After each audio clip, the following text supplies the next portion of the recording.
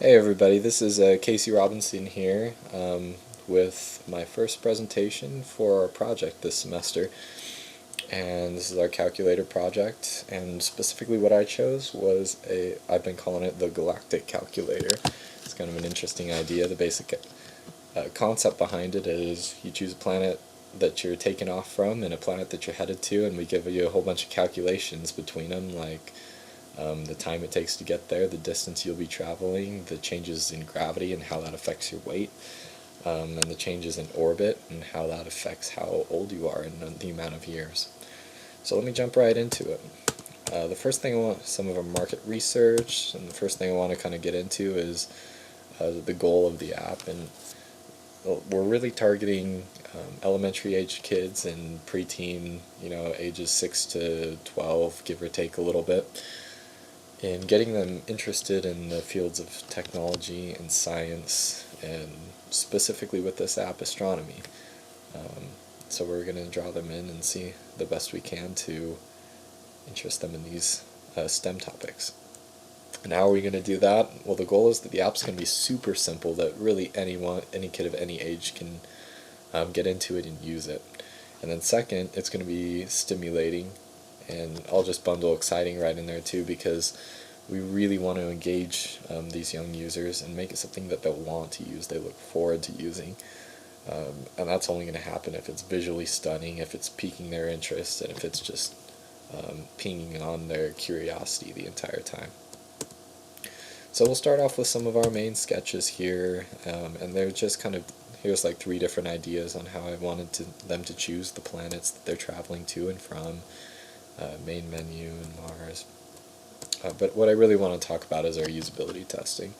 And so we had usability testing on a few different fronts. The first one, the first test we performed was just with the sketches, and we ran into a couple big ones, the biggest being I completely spaced on a screen to actually put your information in, like how old you are and how much you weigh on Earth, so it can translate that to the different planets. And so that one was found pretty quick. But I also had some questions raised, like what do those settings even do, and the home screen looked like just another menu screen, so there's some work to be done on that. And in solutions for this is the new home screen. You have kind of your carousel and just really big bands representing the home screen, but we'll get more on the home screen later. And second, we chose to go with this banded look for choosing the planets, and yay, we finally solved the big issue of actually inputting information to be manipulated there with the age and the earthly weight.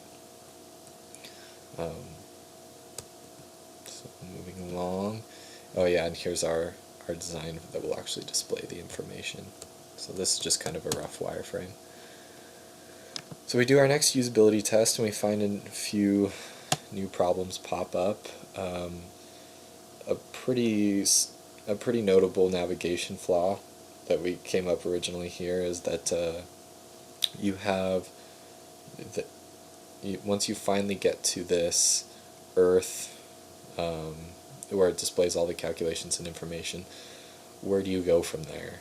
And there really isn't anywhere to go from there. It's kind of a dead end, and the only way back is to click back through all of your screens to get back to the main menu. So you have to click end, and then you have to click start, and then you have to click personal, and then you have to click back again, and then you're back to your home screen. And that's obviously not the most ideal way to do it. So we create our first fidelity prototype here, trying to address some of these issues coming up in them, and we'll get into more detail in a bit. And here we get into usability test number 3. And in this usability test, I had a couple people getting to these pages, the start and end location, and saying, oh, I can't tell the difference between the 2 pages, whether it's a start or whether it's an end location, and what does it even mean to be in a start location and an end location. So if you look just under that title that says start and end location, I inserted these little helpful hints. They're almost like subtitles is what I like to think of them, and they're not super obtrusive, they're just there if you need them. but it's still plenty easy for users to just move right along through this without even reading that if they need. Usability test number 4. So here, if you look, we're actually beginning to tackle some of those navigation problems that we noticed before. So I'm utilizing that same subtitle thing that's just right underneath the title and navigation to implement that little home icon. And so that home icon is going to be consistent through the whole app, that whenever you touch that, it'll take you back to the home screen of the app with that carousel and those big bands and whatnot.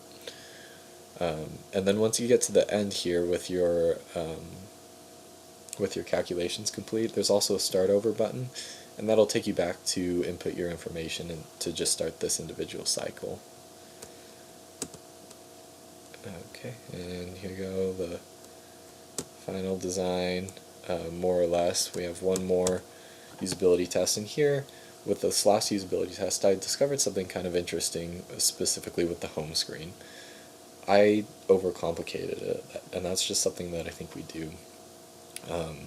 It's a calculator app, and if I'm being honest, I think I just wanted to fill the space on the screen, and so I created all of these things like these big carousel and the news archives and the videos, and then there's this big unnecessary band for settings, and it was cool stuff, but it was stuff that was completely unnecessary. And when you have an app that's simple, keep it simple.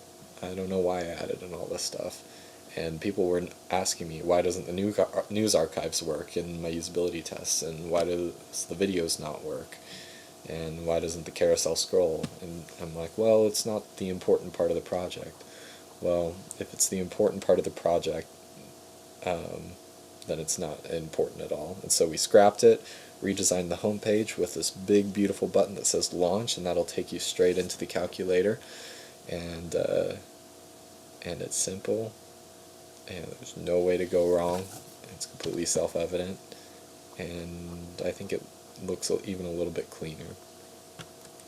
And so here's our final design. I don't want to get into it too much because I want to show you actually how it works.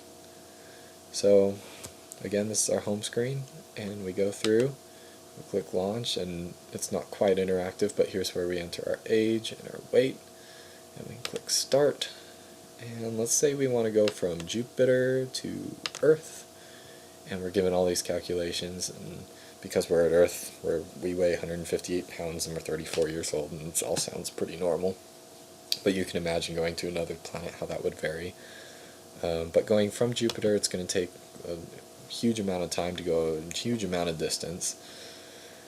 But let's figure something else out. Now I want to do a different calculation. I can choose start over, and it takes me right back to enter this in. And I can go through again, or I can go all the way back to home if I need be.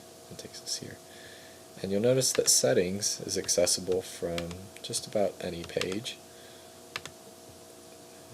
So we can go to the settings from here, and I wanted to keep settings simple too. We can choose either metric or imperial. That's really all that matters. So anyways, that's my app. I hope you enjoyed it. Thanks, guys.